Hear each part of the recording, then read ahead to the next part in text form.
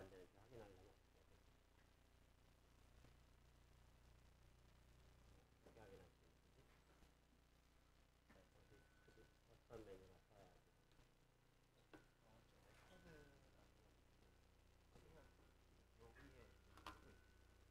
아, 저기 켜지면 되는 건가?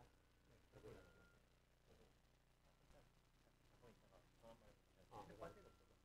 스크린 세이브 한 다음에 이거 캡처한 다음에 물어봐. 이거 상태가 맞는 건지.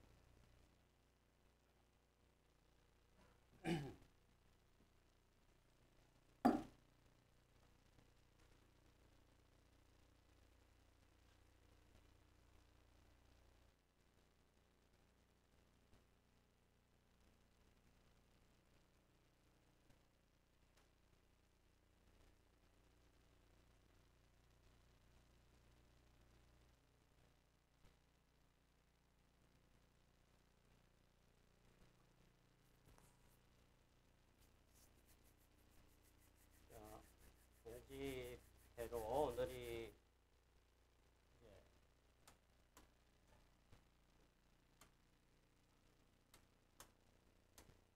종강이 되겠습니다.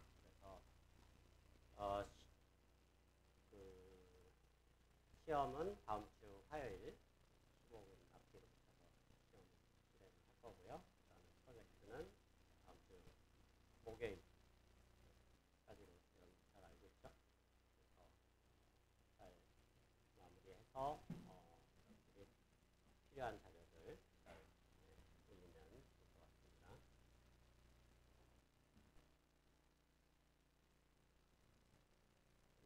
잠깐 깨져 보이는데?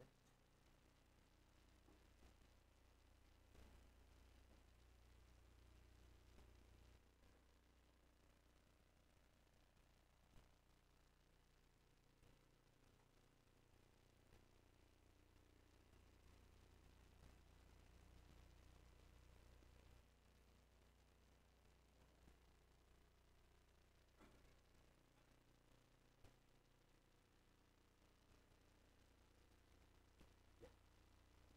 그래서 지금 9장의 이제 기본적인 내용들 파트 2를 지금 우리가 배우고 있죠. 파트 2는 여기 학생 미안하지만 문 좀 열어줄래요? 여기 닫고 여기 좀 닫아주세요.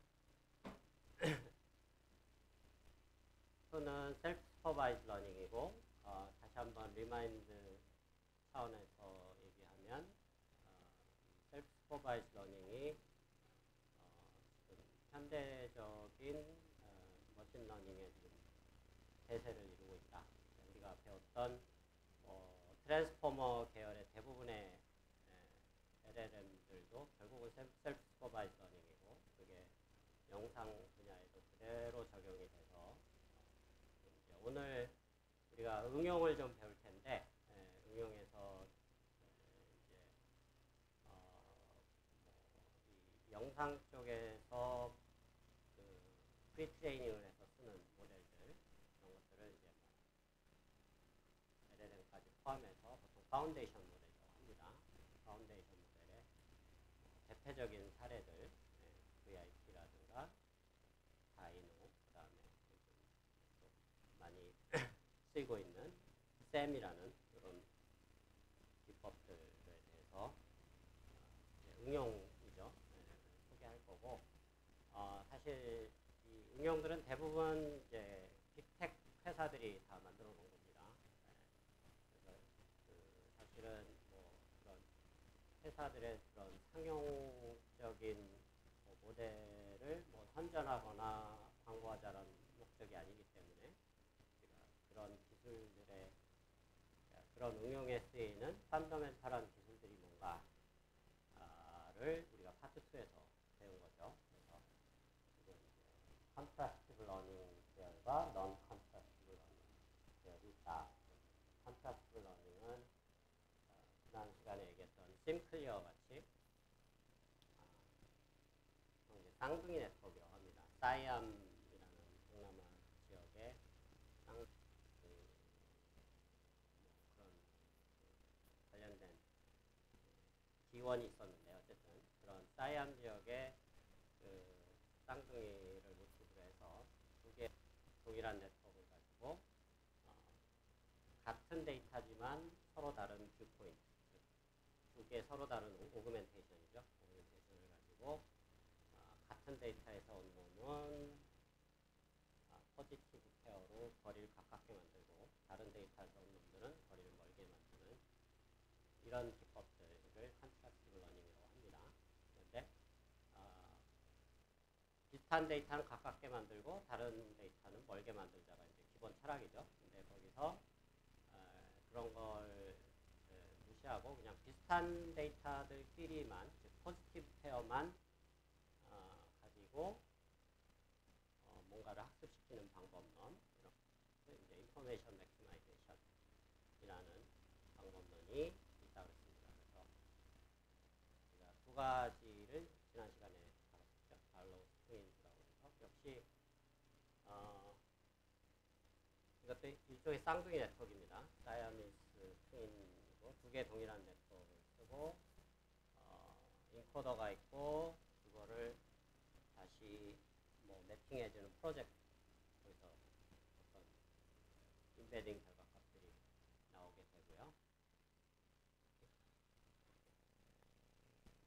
그래서 그 인베딩 결과의 코베리언스 매트릭스가 아이덴티티가 되도록 하는 그런 로스 펑션을 만드는 트윈즈라고 했고, 발로 트윈즈나 조금 이따 설명하는 VIC 레그나 사실은 동일한 구조입니다. 거의 두 개의 네트워크를 약간 경쟁이라기보다는 협력시키는 구조라고 볼 수 있습니다. 겐같이 두 개 네트워크를 경쟁시키는 구조가 아니고 오히려 두 개를 협력시키는 그런 구조가 되겠고요. WMSE는 신기하게도 두 개 네트워크를 안 씁니다. 하나의 네트워크를 쓰고 여러 개, 사실 이것도 여러 개 네트워크를 쓴다고 봐도 되겠는데요. 각각의 오그멘테이션이 각각 다른 배치의 샘플로 나오니까 어쨌든 다른 네트워크를 쓴다기보다는 이거는 다른 배치로 여러 오그멘테이션들을 구분하고 뭐 와이트닝하는 법을 통해서, 와이트닝은 코베리언스 매트릭스의 인버스의 스퀘어 루트라고 했죠. 그런 걸 통해서 디코렐레이션을 시키고 이렇게 하면은 그 포지티브 네거티브 컨트라스트가 필요 없이 약간 그런 그 피처의 벡터에서 엘리멘트 간의 코릴레이션을 최소로 줄여주는 그런 방법론이 되겠습니다.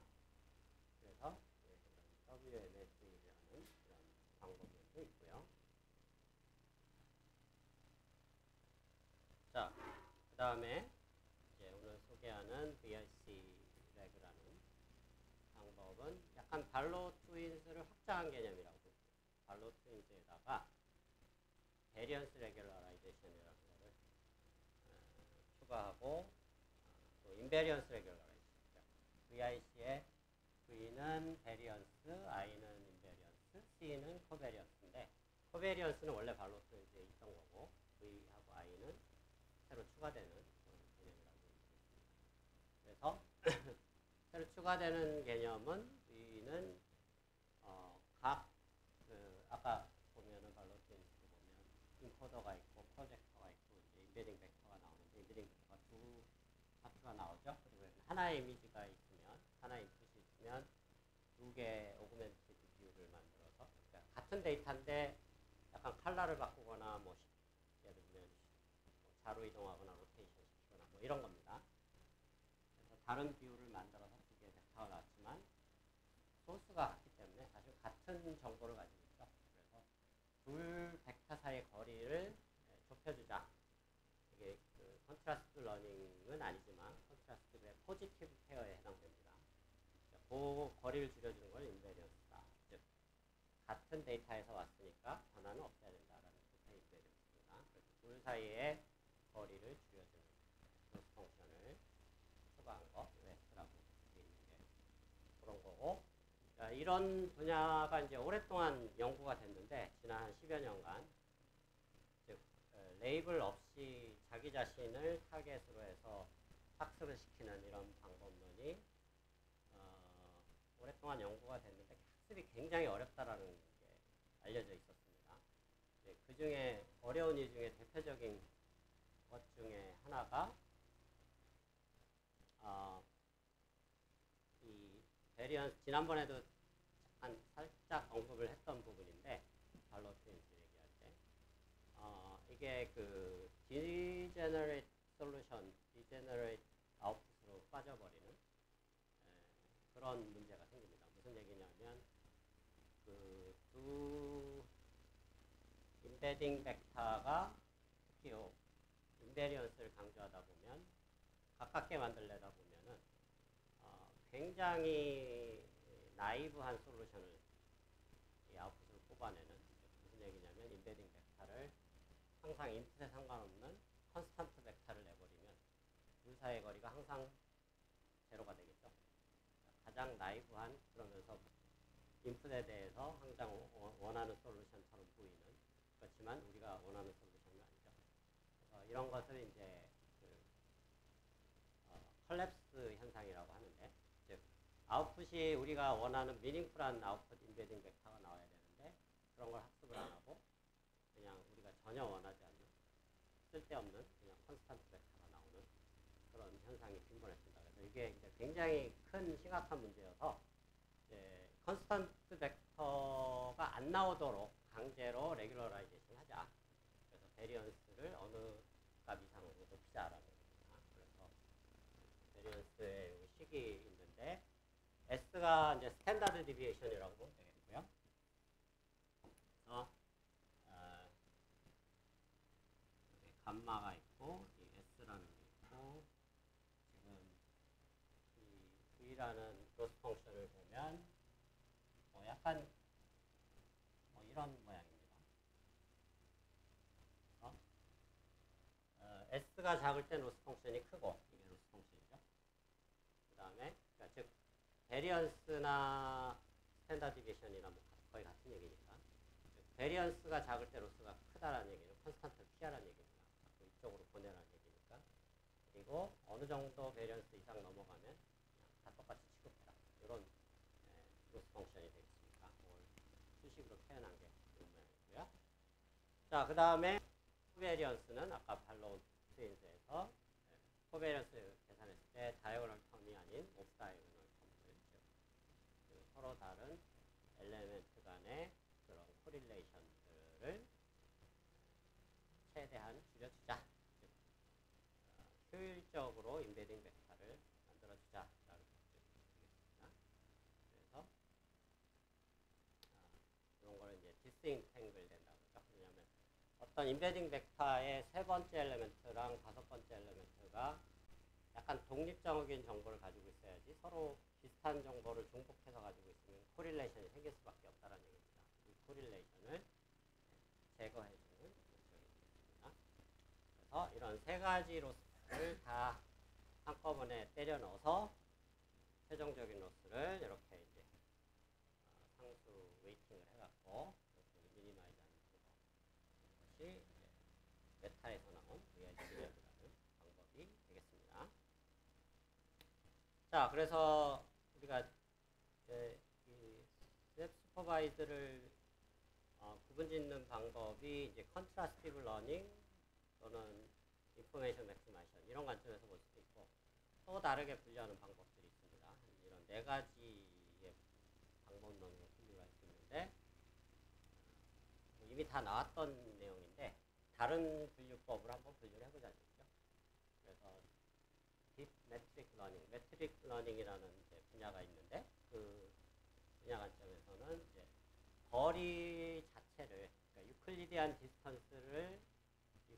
디스턴스가 아닌 딥러닝에 맞는 또 다른 디스턴스를 하나 딥러닝으로 찾아보자라는 게 이런 매트릭 러닝의 개념입니다. 즉 디스턴스 메저를 새로 학습시키자는 얘기입니다. 그런 관점에서 싱클리어가 거기에 한다고 보고, 아직 안 나왔던 게 셀프 디스틸레이션이라는 BIOL, Bootstrap Your Own Latent라는 약자입니다. Thin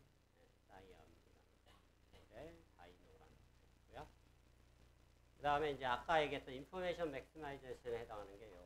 다른 말로는 또 canonical correlation analysis, CCA라고 부르는. 그래서 약간 컨트라스티브하지 않으면서 그냥 코베리언스만 가지고 학습을 시키는 그런 방법입니다. 라고 얘기했고요. 그 다음에 마스터 이미지 모델링은 약간 우리가 버트에서 배웠던 마스터 오토 인코더를 NLP가 아닌 이런 그 영상 쪽에 적용하는 방법이라고 봅니다. 그래서 몇 군데 이런 그레이 에리아로 지워버리고 그걸 집어넣고 지운 부분들을 하늘색으로 넣어서 디코딩하는, 여기서 인코더 디코더는 둘 다 트랜스포머 구조가 이게 이제 MA라는 방법이고, 이게 아마 타이밍 라고 리지주얼 커넥션이 굉장히 중요한 혁신이라고 그랬죠. 그 저자가 마이크로소프트에서 최근에 여러 분야에서 많은 기여를 하고 있죠.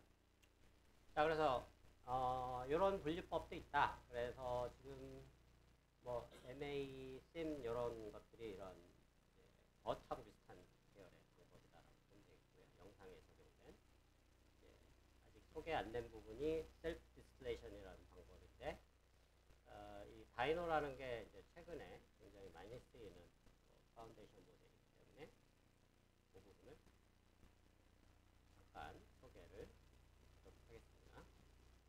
그래서 이제 이 세 가지 관련된 테크닉들이 있는데, 자료들이 조금 업데이트되어 있으니까 제가 자료 업데이트된 자료를 돌리도록 하겠습니다. BYOL이라는 구조가 되어 있고, 여기서 이제 여러분들이 공통적으로 보면 이 세 가지 테크닉에 공통적인 게 있습니다. 보면 BYOL, SimCyan, 다이노 보면 다 구조가 쌍둥이 구조를 가지고 있죠. 두 개의 동일한 네트워크가 동시에 사용되고 있는 동일한 구조입니다.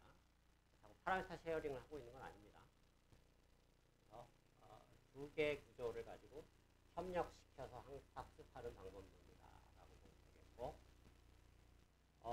BIOL은 이제 위에 네트워크, 밑에 네트워크가 구조는 똑같은데 파라메타를 업데이트하는 그 순서가 살짝 다릅니다. 무슨 얘기냐면 위에는 업데이트하고 바로바로, 밑에는 천천히 업데이트해요.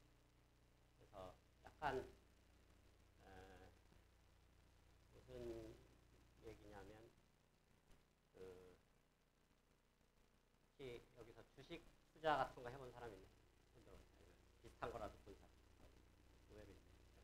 보면은 주식 투자의 그 그래프를 보면은 그 주식 투자하는 사람들이 기본적으로 보는 게 뭐라 그러죠? 무빙 에버리지, 뭐 지난 며칠간의 평균, 지난 30일간의 평균 이런 것들을 보는 거, 아까 주식 투자 같다고 했죠. 그런 무빙 에버리지를 보는 커브들도 따로 나오죠. 항상 그 HTS 시스템을 보면. 그래서 약간 어떤 거로 생각하면 되냐면, 그 그라운드 트루스 타겟을, 이게 셀프 슈퍼바이즈니까 그라운드 트루스가 없죠, 아예. 그래서 그라운드 트루스를 없는 거를 어떻게 대신하냐면 동일한 네트워크를 만들어서 아웃풋을 내는데, 한쪽 네트워크는 무빙 에버리지를 만들어낸다는 얘기죠. 그러니까 왼 네트워크는 그때그때 SGD를 업데이트하고, 요놈의 그 지난 뭐 예를 들면 30번간의 이터레이션 동안의 무빙 에버리지를 가져와서 여기에 파라메터를 쓰고, 그러면 여기는 좀 천천히 변하는 아웃풋이 나오겠죠. 이 아웃풋을 타겟으로 해서 업데이트하는, 되게 희한한 네트워크라고 보면 돼요. 어떻게 보면 이거 자체가 셀프 슈퍼바이즈죠. 그러니까 타겟인데 자기하고 비슷한 타겟이지만 자기보다는 천천히 변하는 놈.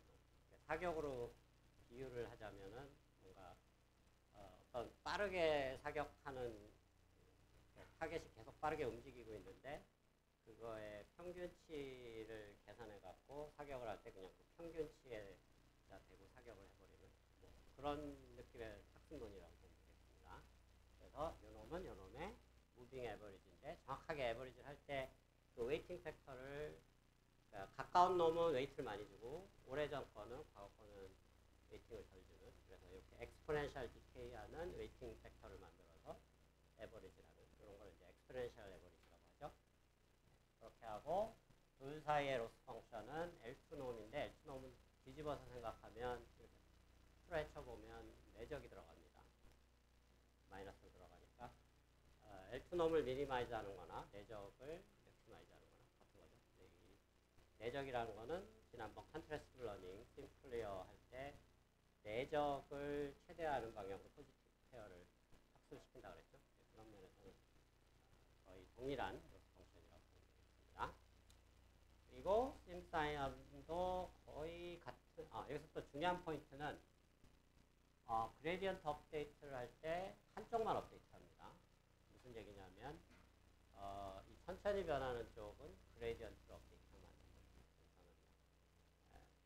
아예 백탑을 하지 말라는 얘기입니다. 백탑 하지 말라는 어떤 노테이션을 보통 스탑 그레디언트라고 부릅니다. 그래서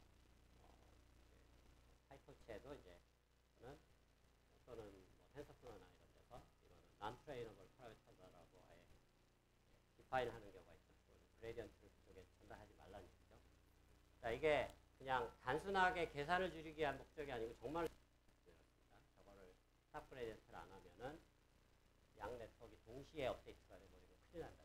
왜냐하면 slowly moving 하는 어떤 타겟이 돼야 되는데 갑자기 빠르게 변해버리면 이제 원래 원하던 목적 달성을 못하게 된다는 얘기입니다. 그런 관점에서 되게 중요한 개념이 되겠고요. 자, 심사이언도 거의 같은 구조인데 그리고 스탑 그레디언트 있고 동일하고 마지막에 뭔가 프리딕터 하나 붙고 있고 프리딕터 붙어 있고 이런 것 구조도 동일한데 여기서는 차이점은 오른쪽 게 왼쪽에 뭔가 무빙 에버리지 해야 되는데 여기서 그럴 필요가 없고 대신에 뭘 하냐면 이걸 시메트릭하게 업데이트합니다. 무슨 얘기냐면 요 구조로 해서 여기를 스탑 그레디언트하고 요것만 업데이트하고 요거를 일로 갖다 붙여서 여기만 업데이트하고 여기는 스탑 그레디언트 대칭적으로 두 종류의 로스 펑션을 만들어서 한쪽에만 그레디언트가 전달되게 하는 그런 구조로 학습시키는 방법을 심사이언이라고 하고요. 그 다음에 이제 다이노라는 방법은 여기서는 다 어떻게 보면 이제 코사인 시밀러리티 또는 뭐 L2 놈을 미니마이즈하는 심사이언이나 DYOA 그런 계열인데 이 다이노는 거의 같은 구조입니다. 여전히 쌍둥이 네트워크를 쓰고 오른쪽은 왼쪽에 무빙 에버리지 익스포넨셜 쓰고 스탑 그레디언트 쓰고 그래서 키포인트는 이 세 가지 방법론의 키포인트는 스탑 그레디언트를 쓴다. 이게 굉장히 중요하다. 그게 없으면 학습이 안 된다. 두 번째는 무빙 에버리지 쓴다. 그게 타겟으로 쓰인다. 고 그다음에 여기서 로스 펑션은 재미나게도 크로스 엔트로피 쓴다는 얘기입니다. 여기서 이제 소프트맥스 값으로 슬로우하게 변하는 아웃풋에 해당하는 소프트맥스의 아웃풋을 P2라고 한다 그러면 그리고 빠르게 변하는 우리가 학습시키려는 네트워크를 P1이라고 하면은 이 P1과 P2의 크로스 엔트로피는 이렇게 나타납니다. 이거 사실 요거의 평균이긴 한데 그래서 보통 크로스 엔트로피는 이 P2에 해당하는 부분이 보통은 디스크리트한 밸류입니다. 1 아니면 0. 보통 우리가 이제 2장에서 배웠을 땐 그랬는데 여기서 그런 걸 이제 하드 밸류라고 그러죠. 근데 이게 소프트 밸류 0에서 1 사이에 어떤 실수값이어도 상관없는 소프트하게 크로스 엔트로피의 정의를 바꿔서 학습시키는 방법론이 되겠다라는 얘기죠. 그래서 이게 다 학습이 끝나면 이쪽 다 버려버리고 피처도 버려버리고 스튜던트 네트워크만 사용을 해서 그걸 가지고 이제 다운스트림 태스크라고 해서 이제 최종적으로 나중에 쓸 문제에 대해서 스튜던트 네트워크는 피처 벡터만 뽑아내는 용도로 쓰고 피처 벡터를 가지고 그 위에 추가적인 뭐 MLP를 한두 레이어 얹어서 그것만 추가로 학습을 목적을 달성하는 그런 전형적인 프리트레이닝 플러스 파인튜닝 구조죠. 이거는 프리트레이닝의 구조라고 보시면 파인튜닝은 별도로 진행한다 되겠습니다. 그래서 이 다이노라는 게 결국은 이런 셀프 디스틸레이션하는 방법의 대표 주자다. 그리고 이 셀프 디스틸레이션의 이제 용어를 다시 한번 좀 확인해 보면 이 다이노를 보면 이제 이 용어가 왜 나왔는지 알 수 있다는 얘기죠. 그러니까 디스틸레이션 한다는 얘기는 좀 잘 되는 네트워크, 큰 네트워크에 있는 정보를 작은 네트워크에 전달한다는 얘기인데 천천히 움직이는 이 타겟 네트워크의 정보를 타겟으로 써서 우리가 최종적으로 학습시키려는 스튜던트 네트워크에 전달해준다. 이런 과정을 knowledge distillation 또는 그냥 distillation 하는데 여기는 같은 데이터를 쓰고 있죠. 그래서 이제 self distillation이라는 용어가 나온 거다라는 거죠. 같은 이미지가 하나 들어와서 얘는 뭐 예를 들면 마이너스 90도로 로테이션 시키고 얘는 플러스 90도로 로테이션 시켜서 거의 같은 컨텐츠를 가진 영상이지만 약간 다르게 해서 둘 사이의 차이를 줄여나가는 그런 방법이라고 보면 됩니다. 둘 사이의 차이가 당연히 줄어야겠죠. 왜냐하면 같은 이미지고 다른 빅포인트 뿐이니까 둘 사이의 로스는 당연히 줄여야 됩니다.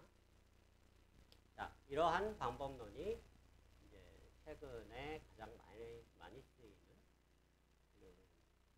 대세가 된 그런 영상 쪽에서의 셀프 슈퍼바이즈 러닝이다 라는 거고 가장 많이 쓰이는 테크닉이 요거에 버전 1이 있고 버전 2가 있습니다. 이따가 소개를 하도록 하겠습니다. 자, 여기까지가 이제 베이직 티어리가 되겠고요. 아까 여기 녹화는 잘 되고 있는지 확인해보겠습니다.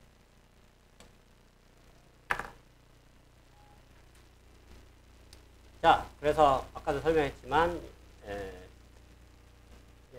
다시 한번 큰 빅픽처를 본다 그러면 현대적인 머신러닝은 개별적인 어떤 타스크에 대해서 커스터마이즈된 ML 머신러닝을 하는 게 아니라 그랬죠.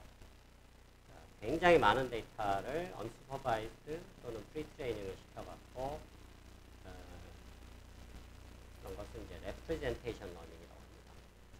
피처맨만 잘 뽑아내도 최종 타스크를 잘 하는 게 목적이 아니고 영상이면 영상 또는 텍스트 데이터면 텍스트 데이터에 필요한 요약된 정보를 잘 뽑아내는 학습, 이거를 이제 프리트레이닝이라고 무방합니다. 그리고 그런 것을 이제 많은 데이터에 대해서 굉장히 큰 사이즈로 학습을 시킨 것을 보통 파운데이션 모델 부른다라는 얘기입니다. 그래서 이제 실제로 많이 쓰이는 이제 파운데이션 모델 중에 BIT라는 게 있고요.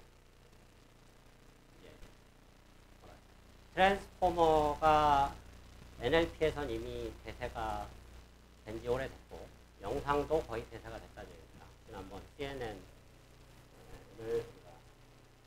공부를 했었는데 실상에서 썼죠. CNN을 거의 이제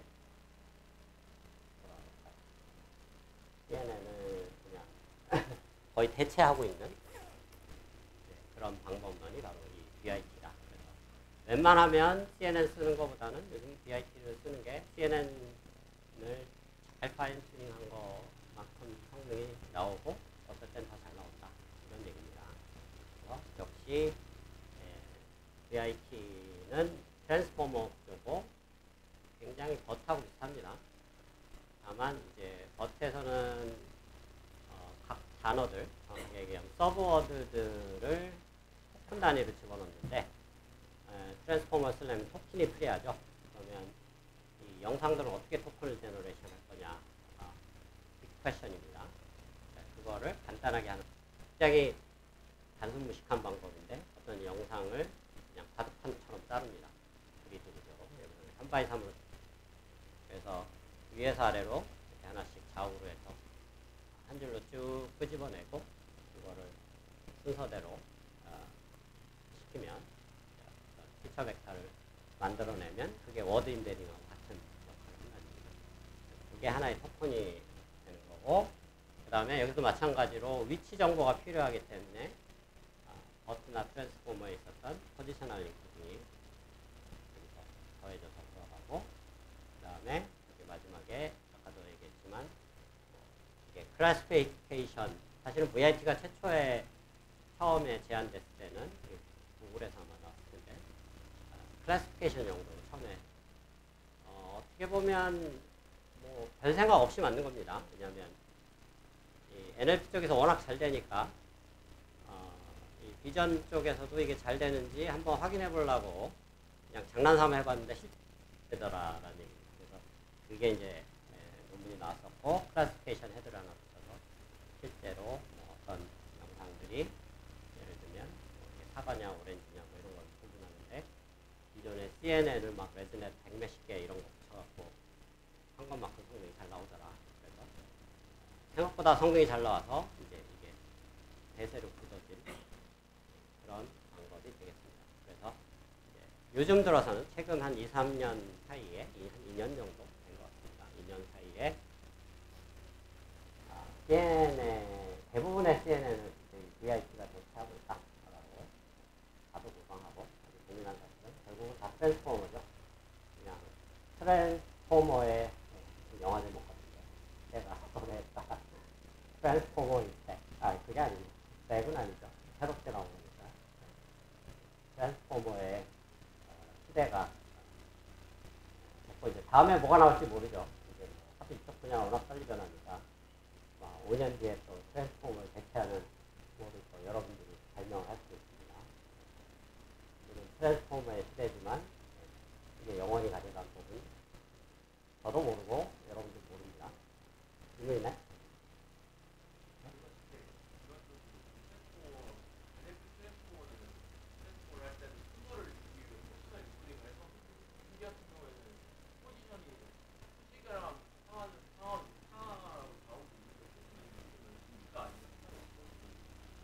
아주 좋은 질문인데요. 네. 사실 이 논문의 어이구 깜짝이야 쏘리 논문의 키포인트는 사실 이것만 가지고는 전혀 새로운 게 없고,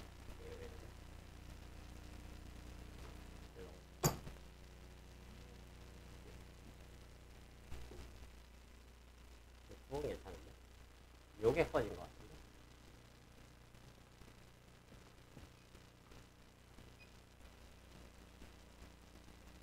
아니면 저 오른쪽 스크린을 내려서 그걸로 잘 되더라고요. 그걸로.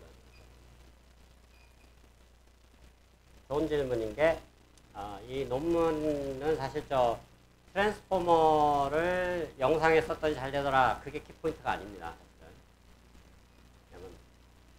그냥 그대로 카피해서 가져온 거니까 그건 전혀 차기성이 없는 거죠. 근데 아주 재미난 실험을 했는데, 이 사람들이 포지셔널 인코딩을 하는 방법이 두 가지 방법이 있어요. 하나는 그냥 아까처럼 하나의 원디멘저널 어레이로 쭉 풀어친 그냥 원디멘저널한 포지션만 집어넣는 거.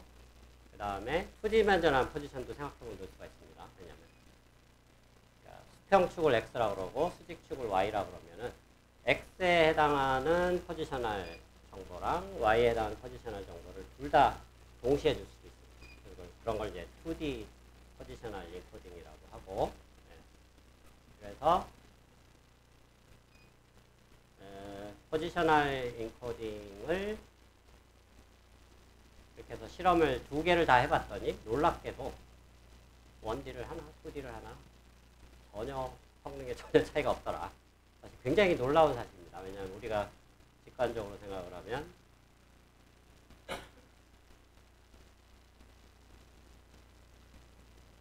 직관적으로 생각하면 2D 포지션을 주는 게 조금 더 많은 공간적인 정보를 줘서 뭐가 더 잘 될 것 같은데 안 그렇다는 얘기죠. 그래서 네, 이 정도는 된 것 같습니다. 녹화만 잘 되나?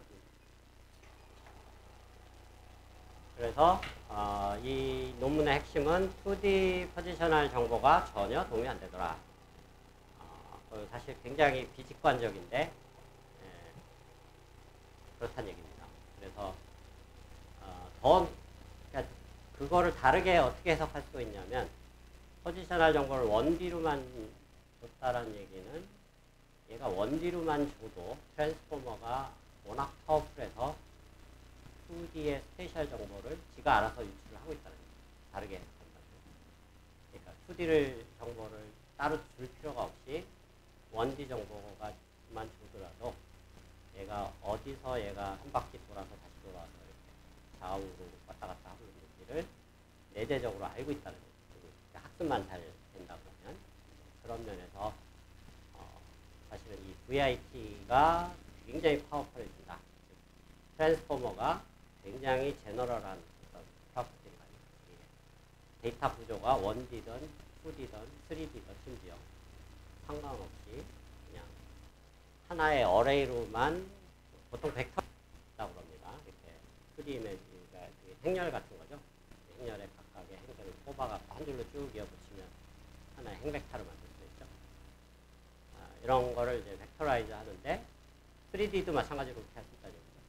그러니까 이미 n디멘전을 벡터라이즈를 해서 1D 벡터로 만들더라도 트랜스포머가 워낙 파워풀해서 이 1차원, 2차원, 3차원, 이미 n차원 정보까지 모조리 다 캡처할 수 있다는 게 굉장히 놀라운 사실이거든요. 그런 면에서 이 논문이 의미가 있다는 얘기고요. 자, 그래서 이게 이제 구글에서 나온 거고, 뭐 빅텍 회사들 별로 언급하고 싶지 않지만 이게 대사가 됐다 보니까 언급을 안 할 수가 없습니다. 지난번에도 얘기를 했지만 최근 한 4, 5년 사이에 AI 머신러닝 연구의 주도권이 완전히 회사로 넘어갔다 그래서 학교에서 별로 할 게 없는 회사가 뭘 하는가를 우리가 알아야 이제 피해서 어떤 차별화를 찾을 수가 있겠죠. 그런 면에서 회사들이 뭘 하고 있는지를 알아야 됩니다. 얘네들이 하고 있는 거를 우리가 파악을 하고 있어야 중복된 또는 쓸데없는 연구를 안 할 수 있습니다. 또는 이제 요즘 또 대세는 오히려 이걸 거꾸로 역이용해서 그 회사의 그런 툴들을 적극적으로 활용해서 그거를 아예 하나의 그걸 메인 툴로 쓰고 거기에 뭐 하나를 덧붙이는, 예를 들면 NLP 같으면 뒤에 GPO를 붙인다거나 PPO를 붙인다는 뭐 RLHF 같이 그런 연구를 적극적으로 할 수가 있습니다. 그래서 그런 면에서 중요한데, 여기 구글에서 나오니까 구글하고 여러분들이 잘 알겠지만 페이스북하고는 약간 경쟁 관계입니다. 그래서 구글이 나오니까 그러면 페이스북이 메타가 쟤네들이 저런 거 만들었으면 우리가 가만히 있을 수 없다. 자, 그러면 이거를 조금 더 거대한 모델로, 라지 모델이죠. 라지 모델로 확대해보자 해서 나온 게 거의 동일한 구조입니다. 다이노 V1이라는 거고요. 그래서 아까 얘기했던 그 다이노라는 셀프 디스플레이션 테크닉을 그대로 썼고, 이미지넷에 실제로 적용을 해서 이게 한 3빌리언,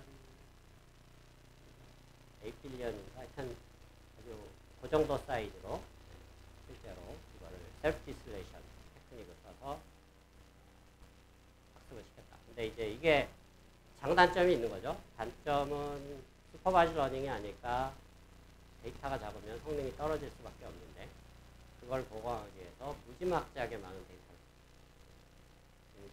약간 1000만 장을 동원해서 실제로 셀프 슈퍼바이즈를 했더니 상당히 성능이 잘 나오더라 라는 얘기입니다. 그래서 이게 이제 한 3년 전에 다이노 V1으로 나왔고, 이제 그것도 부족하다. 저건 이제 다이노 V1은 약간 여기 테이블, 오른쪽 테이블에 다이노 V1과 V2의 차이점 요약을 해놓은 건데, 읽어보기 바랍니다. 첫 번째로 이렇게 설명이 되는 게, 다이노 V1은 클래시피케이션 전용으로 만든 건데, 이거는 이제 세그멘테이션이나 3D 텍스트까지도 할 수 있게 이런 파운데이션 모델을 만들었고, 또 가장 큰 차이점은 데이터하고 모델인데, 데이터 쪽에서는 데이터를 한 10배 정도 밀려서 썼고요. 1억 4천만 장.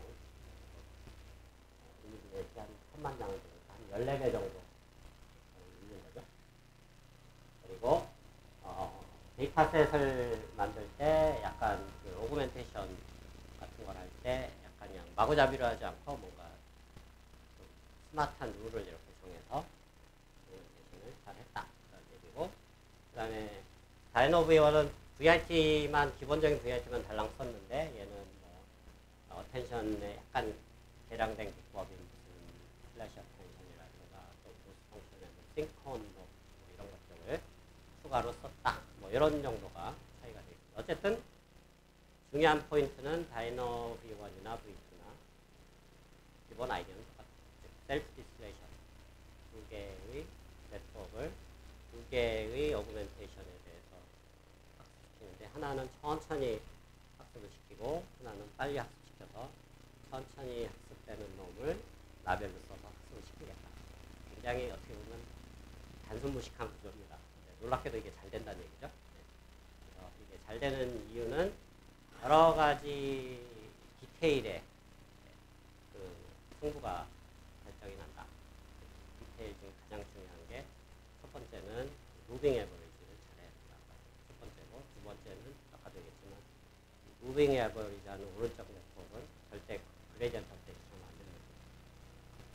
얘는 그레디언트 업데이트를 하면 안 되고, 그레디언트 업데이트한 놈의 무빙 에버리지는 가져다 써야 돼요. 그게 가장 중요합니다.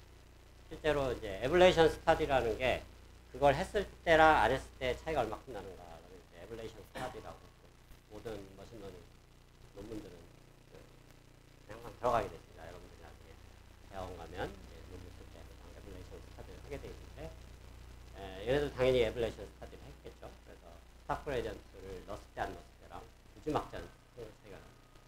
스타 그레디언트 하면 아예 그냥 성능이 아예 안 나오고, 스타 그레디언트 하면 원하는 성능이 나오는 그런 결과가 있었다라는 얘기고, 그래서 요즘 뭐 메타 거를 뭐 선전하고 싶진 않지만,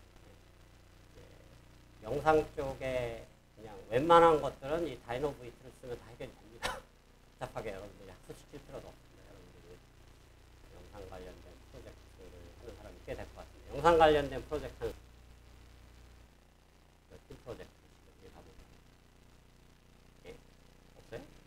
어디서? 그러면 NLP 쪽 프로젝트 하는 사람, 그럼 나머지는 무슨 프로젝트? 여기 학생 뭐예요? 그러니까 단순 비전.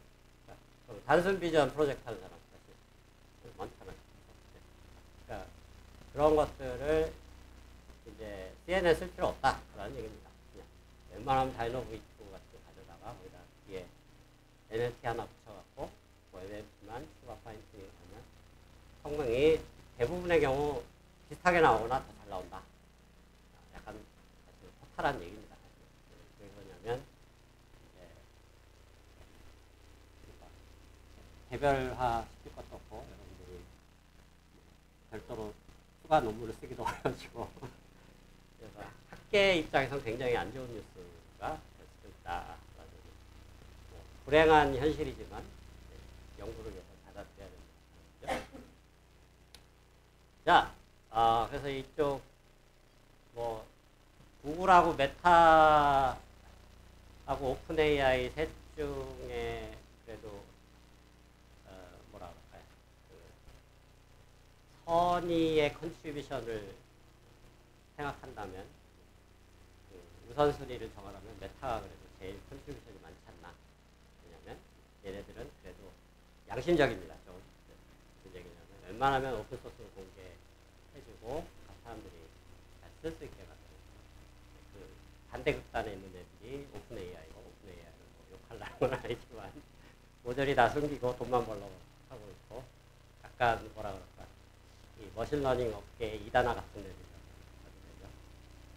그렇지만 역설적으로 돈을 많이 버니까 또 많은 학생들이나 방금 박사받은 애들이 또 오픈 AI를 하고 싶어 합니다. 왜냐하면 월급을 한 10배는 받으니까. 그래서 이 세상이 완전히 이제 자본론리로 돌아가고 있는 세상으로 바뀌고 있고, 이제 구글은 중간쯤 됩니다. 이도 저도 아닌 포지셔닝이 애매해요. 돈을 벌고 싶고 숨기고 싶은데 그래서 가끔 숨기기도 하는데 어떨 때는 막 공개를 해야 되는 또, 외부의 압력도 있고 그래서 좀 애매한 포지션을 하고 있습니다. 그래서 반은 오픈소스고 반은 클로즈소스고 약간 그런 거죠. 그래서 어쨌든 이 메타는 대부분 이제 오픈소스하고 정말 중요한 건 얘네들도 오픈소스 안 합니다.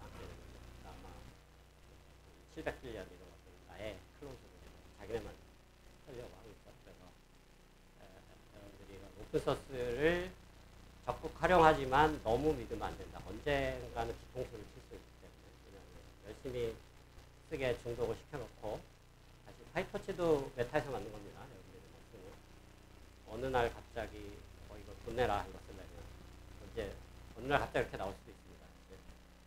그럼 여러분들 이제 이미 중독이 되어 있기 때문에 돈 안 내고 안 쓸 수가 없겠죠. 그래서 회사들이 하는 짓은 100% 믿으면 안 된다. 약간 그냥 반신반의하면서 써야 된다. 이런 얘기고요. 그래서 얘네들이 또 공개한 아주 중요한 파운데이션 중에 하나가 세그멘테이션 분야에 우리가 이제 세그멘테이션을 잠깐 다뤘었죠. 그래서 거기에 인스턴스 세그멘테이션이 있고 그 다음에 세멘틱 세그멘테이션이 있었는데 CNN 계열이죠. 세멘틱은 욜로나 마스크 CNN, 욜로 같은 거 있었고 세멘틱, 인스턴스는 이제 마스크 CNN 이런 걸 썼는데 그냥 기본적으로 그런 CNN 쓰는 것보다 이걸 쓰는 게 훨씬 성능이 잘 나오는 웬만한 경우는 다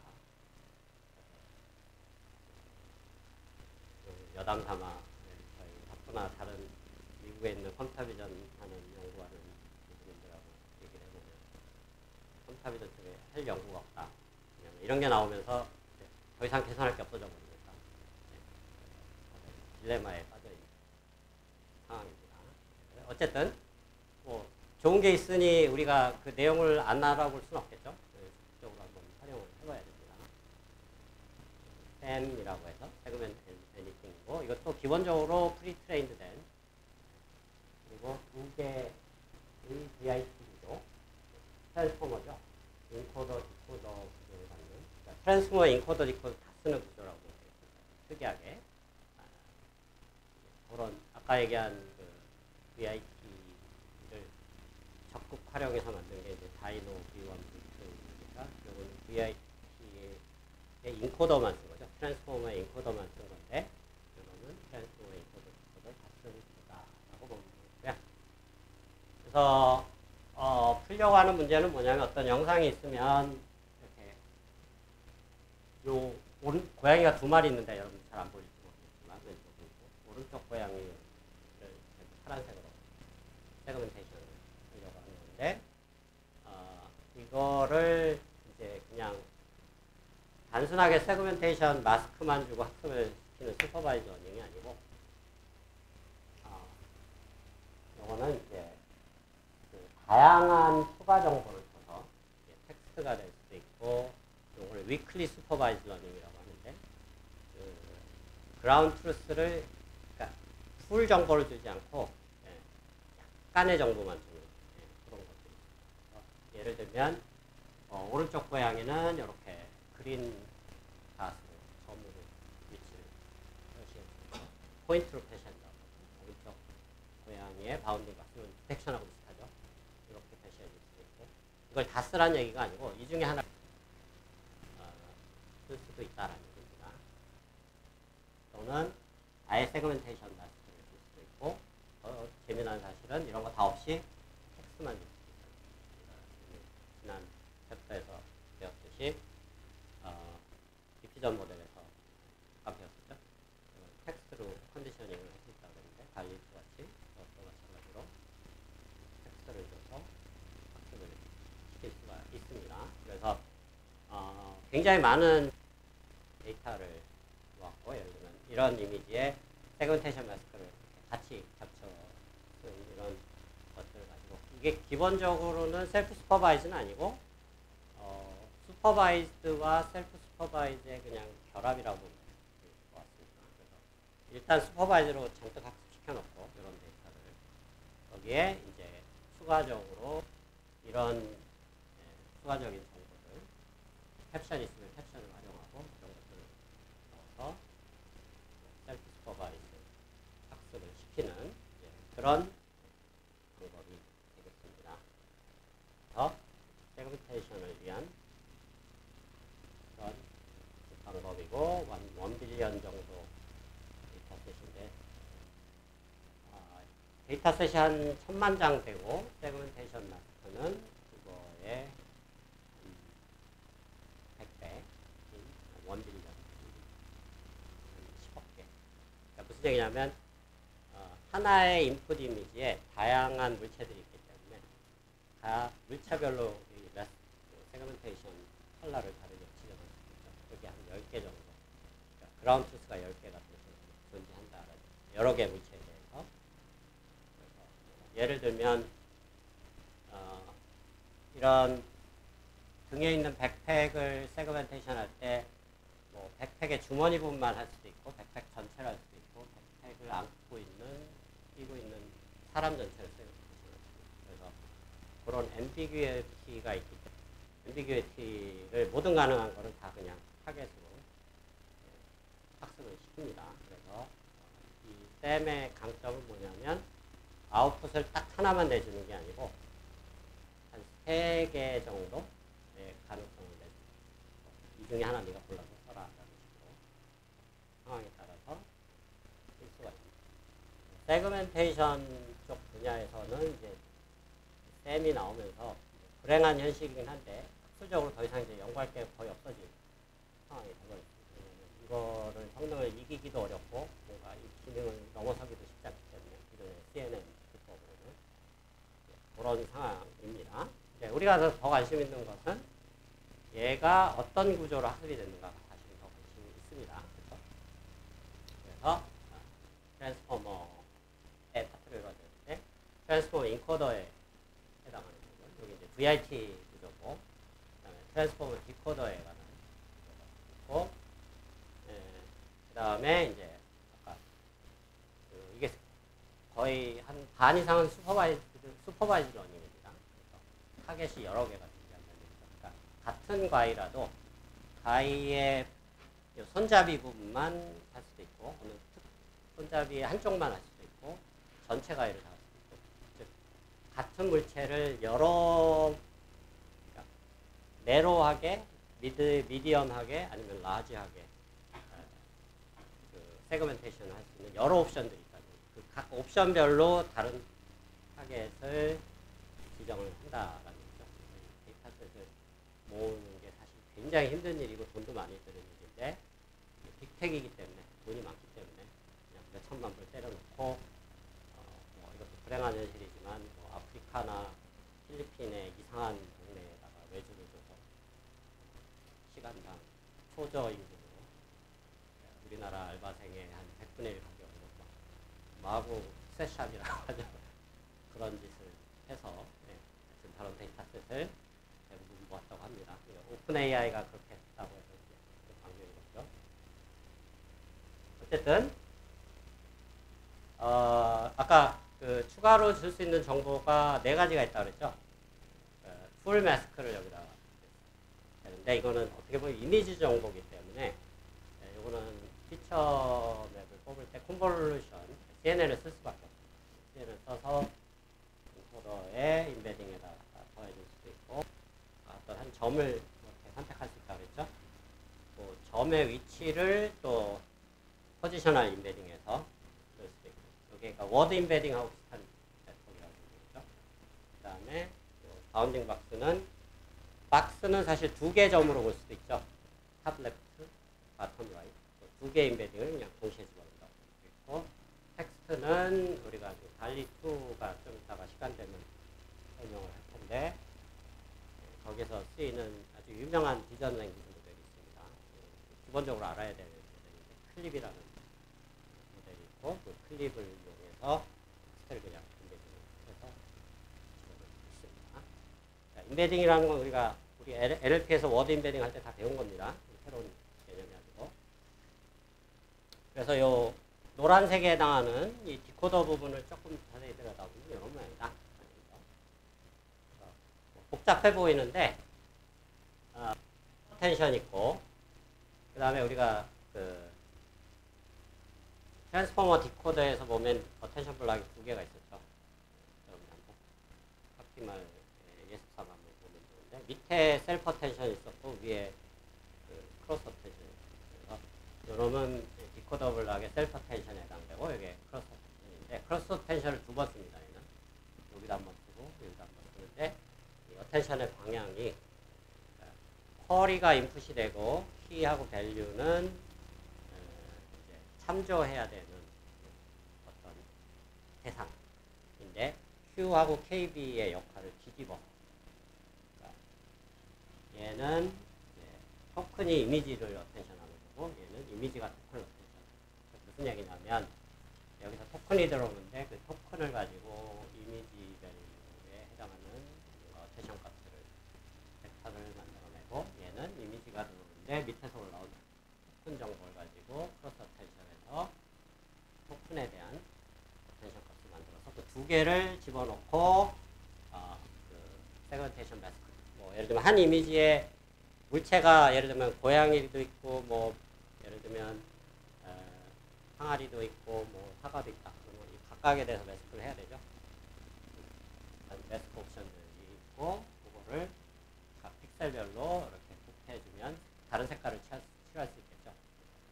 색깔로 칠해진 최종적인 결과가 나오는 거고 요거는 그 세그멘테이션 매스크가 되는 거고 요거는 컨피던스죠. 그래서 복잡하지만 어쨌든 기본적으로 트랜스포머 디코더 구조다. 자, 그 다음에 이런 게 나오니까 또 구글 딥마인드에서 자기네들이 리드한다고 생각했는데 자꾸 메타가 치고 나오니까 가만히 있을 수 없죠. 그래서 뭔가 새로운 걸 하나 만든 겁니다. 이거는 아예 풀 멀티모달한 어떤 파운데이션 모델. 예를 들면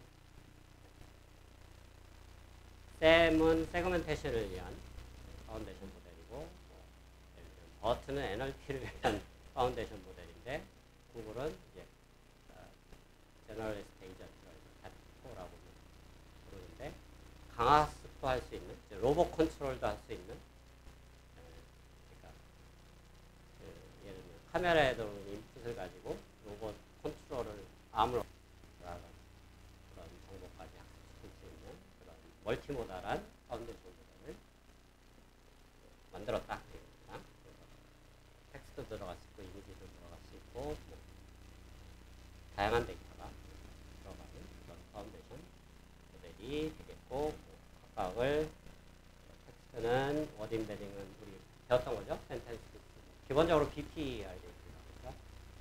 이미지는 VID 개념 그 다음에 렉맵 그리고 뭐 그냥 일반적인 수치 데이터 뭐 주식 정보 이런 것도 들어가 있다는 얘기죠. 그런 것도 임베딩 할 수 있고 센서에서 오는 컨티뉴어스 데이터도 볼 수 있고 뭐 그런 것들을 그냥 자기네들이 가지고 있는 구글은 있는 게 데이터뿐이 없으니까 그냥 다 때려놓고 한번 학습을 시켜봤더라. 그랬더니 그런 겁니다. 아주 뭐 파퓰러하진 않지만 이렇게 아예 그냥 거의 제너럴한 제너럴리스트에 가까운 AI 모델도 연구를 하려고 하고 있다. 뭐 이런 얘기죠. 자, 그래서 셀프 슈퍼바이스드 러닝의 어떤 응용들을 받았고 우리가 지난번에 생성형 영상 모델에서 맨 디퓨전 것들 베리에이션 오브 인코더 이런 것들 했죠. 그거에 이제 응용으로 달리 2의 구조를 살짝 공부를 안 하고 있는 건데 하겠습니다. 자, 디퓨전 모델의 응용이 되겠고요. 파트 1으로 다시 돌아갔습니다. 자, 디퓨전 모델은 사실 이쪽에 쓰인 거고요. 지난 파트 수업에서 우리가 봤듯이 테이블 디퓨전이라고 해서 스테이블 디퓨전 기능을 씁니다. 왜냐하면 우리가 다루는 실제 영상이 너무 픽셀 수가 많기 때문에 그걸 다 다루려면 디멘전이 너무 높아서 다루기가 어려우니까 내레이션 오토 인코더로 디멘전을 일단 낮춘 다음에 거기서 디퓨전 시키고 거기서 이제 뭔가 제너레이션이 되면 다시 오리지널 픽셀 스페이스로 보내는 그런 구조가 이쪽에 디퓨전 모델로 들어있다라고 보고 거기서 이제 텍스트로 컨디셔닝을 줄 수 있다고 그랬죠. 그래서 새로운 이미지를 제너레이션 할 때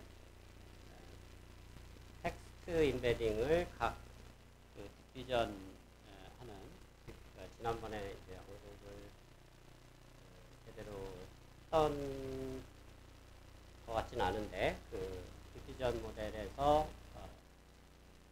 그 엡실론이라는 어떤 누적된 노이즈를 우리가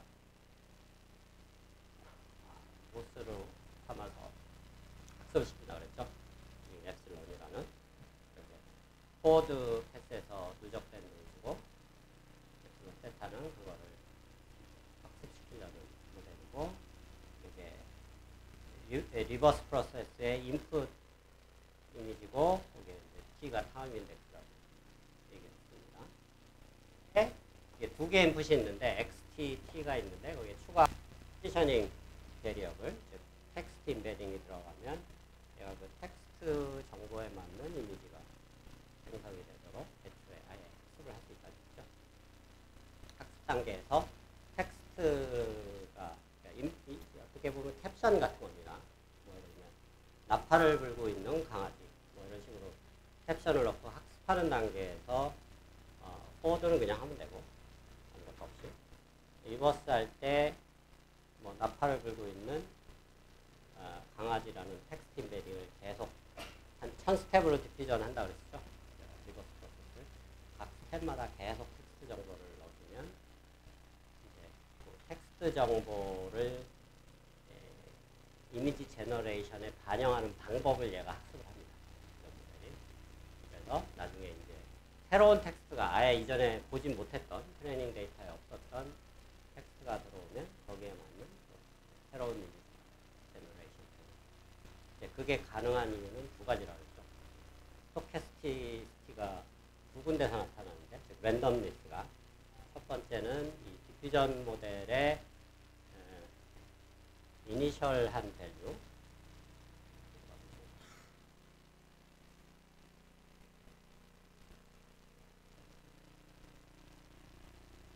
여기서 랜덤한 가우시안 노즈를 출발한다. 여기서 어떤 점을 택하느냐에 따라서 랜덤성이 발생되고 각 타임 스텝별로 노이즈를 더한다 그랬죠. 거기서 또 새로운 랜덤성이 발생된다. 그래서 그 두 가지 랜덤리스 때문에 새로운 영상들이 텍스트에 맞춰서 튀어나오게 학습을 시킬 수 있다라는 얘기죠. 그래서 그 텍스트 인베딩을 어떻게 제냐가 위에 단에 있는 클립 모델이고, 자, 클립 모델은 사실 별도로 추가적인 설명을 하면 좋은 토픽이긴 한데 이것도 일종의 셀프 슈퍼바이즈 러닝인데 약간 재미난 사실은 이거는 멀티모달한 셀프 슈퍼바이즈 러닝. 무슨 얘기냐면 굉장히 많은 이미지 데이터를 모으고 각 이미지별로 캡션을 사람이 다 붙입니다. 예를 들어서 저 같으면 뭐 트럼펫 불고 있는 강아지, 아니면 뭐 서핑을 하고 있는 원숭이, 이런 식으로 해서 일일이 캡션된 정보들, 그런 것들을 다 가지고 와서, 사실 이게 어려울 것 같은데 생각보다 쉬운 게 인터넷에서 크롤링을 하면 사실 캡션 달려있는 뭐 이미지들이 의외로 많습니다. 그리고 이런 소셜미디어, 인스타그램이나 이런 데도 보면 해시태그로 뭐가 많이 붙어있기 때문에 그 해시태그를 일종의 캡션으로 가져와도 되고, 그래서 그런 식으로 해서 다 긁어 모아서 그 많은 데이터셋을 각 데이터셋이, 그러니까 페어가 있는 거죠. 이미지가 있고 캡션이 있고. 그래서 그 캡션은 우리가 얘기했던 그런 텍스트 워드 인베딩 하는 방법이 있죠. 토크나이즈하고 그다음에 워드 임베딩 하면 워드 임베딩 벡터 튀어나오죠. 그 다음에 이미지는 VIT로 돌려갖고 또 아까 했던 방식대로 VIT 방식으로 각 텍스별로 어떤 임베딩 벡터가 하나 튀어나올 수 있습니다. 그래서 하나의 인풋 이미지에 대한 픽처 임베딩과 텍스트 임베딩을 같은 데이터 포인트 데이터에서 온 놈은 거리를 가깝게 만들고 그 다음에 서로 다른 이미지랑 서로 엉뚱한 놈의 캡션은 거리가 멀게 만드는 컨트라스티브 러닝을 이걸 행렬로 표시하면 행은 이미지이고 워딩 이미지 임베딩이고 열은 텍스트 임베딩이면 다이아고널은 다 1이 되게 만들고 넌 다이아고널들은 다 제로가 되게 만들도록 아예 로스 펑션을 그렇게 설계해서 잔뜩 학습을 시키면 근데 그래도 이건 여러분들이 할 수 없고 학교에서는 왜냐면 아까도 얘기했지만 셀프 슈퍼바이즈 러닝은 기본적으로 엄청나게 많은 데이터가 있지 않으면 제대로 성능이 나올 수가 없거든요. 무지막지하게 많은 데이터로 무지막지하게 많은 GPU로 몇 달을 돌려서 만들어야 돼요. 가끔 학생들 중에 그럼 클립을 내가 한번 새로 만들어 보겠다고 도전하려고 하는데 안 되는 이유가 두 가지입니다. 첫 번째, 그만 데이터를 학생들이 모을 수가 없습니다. 왜냐면 돈이 없기 때문에. 그래서 한 100만 불 정도 돈 현찰을 가지고 있는 학생이면 한번 도전해 보겠습니다. 두 번째, 그만한 걸 학습을 시킬 수 있는 GPU 리소스가 없다는 거죠. H100, A100 이런 거를 몇십 대를 몇 달 동안 돌리 전기값을 감당할 자신이 있다. 그래서 현재 내가 재벌의 막내 아들이고 은행 잔고가 한 1000만 불 된다. 그러면 한번 도전해 보기 바랍니다. 아니면 아예 생각을 접어라. 그냥 클립을 그냥 남이 학습시킨 걸 가져다 쓸 수밖에 없다. 클립은 참고로 오픈 AI에서 만들어 놓은 겁니다. 이것도 오픈 AI고 아마 이 용도로 처음에 만들지 않았을까 싶긴 합니다. 자, 그래서 실제로 이제 제너레이션을 인퍼런스를 한번 해봤다는 얘기죠. 트레이닝 데이터에 없었던 이런 다양한 캡션들을 그냥 상상을 해서 막 만들면 제가 나온다는 얘기죠. 에스프레소 머신, 사람의 소울을 가진 에스프레소 머신을 그려봐라. 트레이닝 데이터에 없었던 것들이 상상력을 가지고서 잘 나오더라. 라는 얘기가 되겠죠. 그래서 텍스트 인코더, 이미지 인코더는 클립의 일부고 프라이어라는 부분이 있는데 컨디셔닝 하는 그 텍스트 인베딩을 잘 만들어주는 부분이라고 보면 되겠습니다. 그리고 이미지 디코더에 해당하는 부분은 지난번 강의에서 얘기했던 스테이블 디전이 여기에 그대로 쓰였다.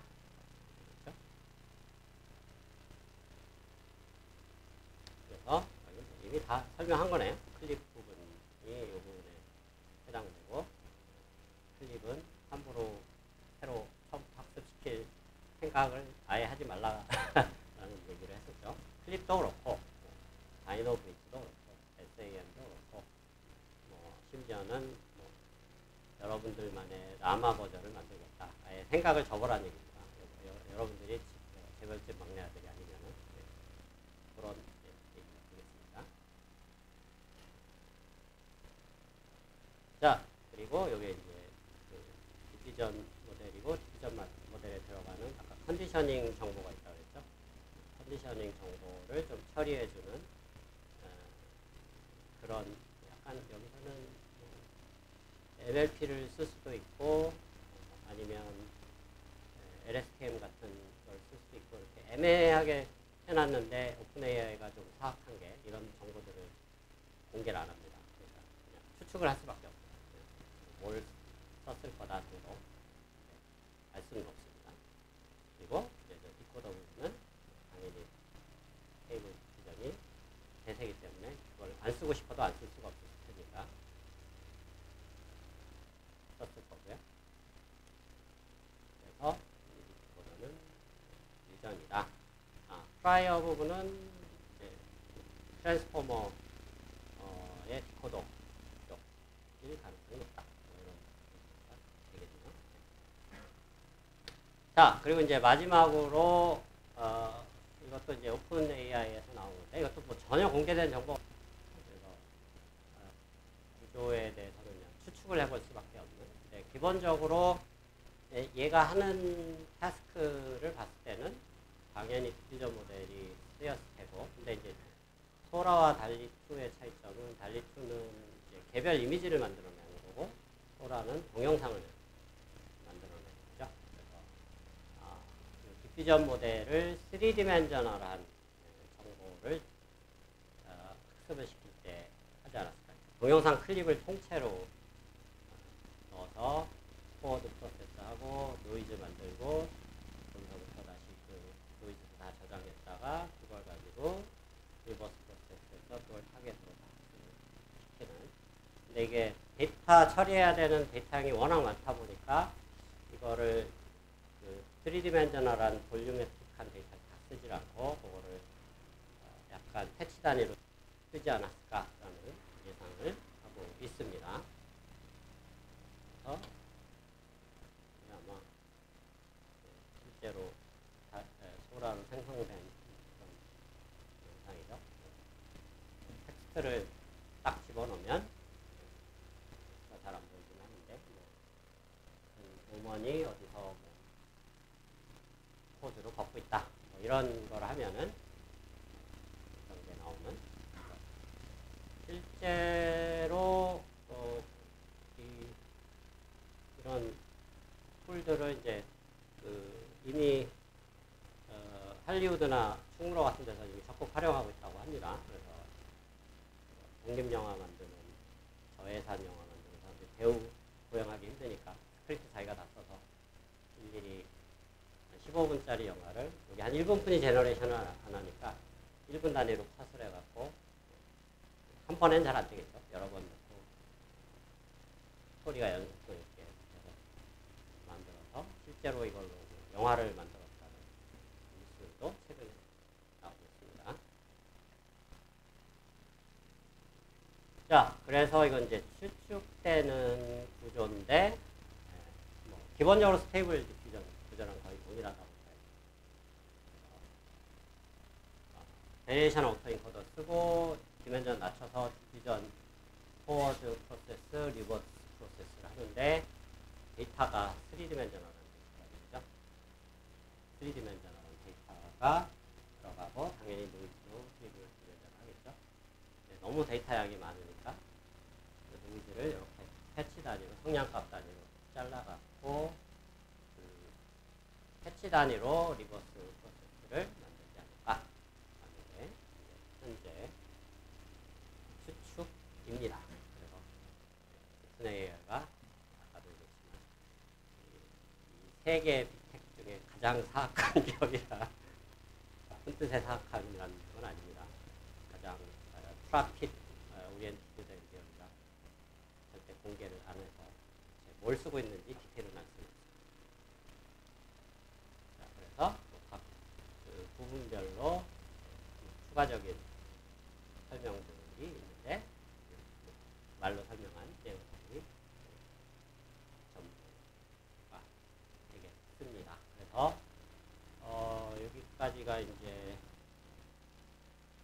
강의가 끝이고요.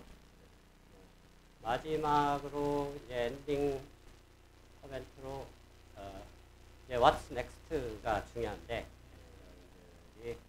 향후에 어떻게 흘러갈 건가? 이것도 상당히 중요한 내용입니다. 이걸로 끝난 거냐? 아니면 계속 될 거냐? 그런 부분이고 앞으로도 여전히 뭐 NLP 분야는 NLP 분야별로 여러 가지 문제점들, 지난번에 지적했던 문제점들이 여전히 많이 개선을 해야 되고, 소라에서도 봤듯이 제가 여전히 제한적인 면이 있습니다. 꼭 텍스트 넣으면 텍스트가 원하는 대로 꼭 나오진 않습니다. 그리고 시간적인 제한, 몇 분짜리 이상 못 나온다는 그런 제한점도 있고, 그런 면에서 좀 더 많이 개선을 해야 될 분야가 있지 않을까. 그리고 화두가 되고 있지만 어느 정도 영상하고 NLP 쪽은 어느 정도 해결이 돼가고 있으니 이제 다음 공략해야 될 곳은 어디냐라고 이제 많은 회사들이 들여다보고 있고 그중에 대표적인 분야가 로봇 분야죠. 로봇 분야가 아직은 제대로 AI가 적용을 못하고 있습니다. 적용이 안 되고 있습니다. 너무 어려운 분야라서 그래서 이쪽으로 좀 많이 얘기가 되고 있고 다른 또 이제 자연과학의 여러 가지 문제들을 쓰는 뭐 이번에 노벨상이 사실은 화학상이 알파폴드가 자연과학의 새로운 분자, 거대 분자의 3디멘셔널 스트럭처를 예측하는 이전에는 한 번 실험해서 결과를 얻는 데까지 한 6개월은 걸린다고 합니다. 그거를 단 몇 분 만에 예측을 할 수 있게 굉장히 높은 정확도로 해서 자연과학 발전에 굉장히 큰 기여를 하고 있죠. 그리고 저희 연구실에서도 어떤 부분은 미래 에너지 퓨전 리액터의 불안정성이 있는데 그 불안정성을 딥러닝 관점에서 어떻게 예측을 할 수 있는 기존에 사실은 수학적인 방법론들이 다 있습니다. 뭐 MHD라고 해서 복잡한 편미분 방법을 풀어야 되는데 거의 계산 불가능합니다. 슈퍼컴퓨터는 여기가 있더라도 그런 것들을 해결하는 방법들. 저희 연구소에서 많이 하는 토픽 중에 하나가 이런 어려운 자연과학적인 문제들을 또 잘 풀 수 있는 퀀텀 컴퓨터들이 많이 나오고 있습니다.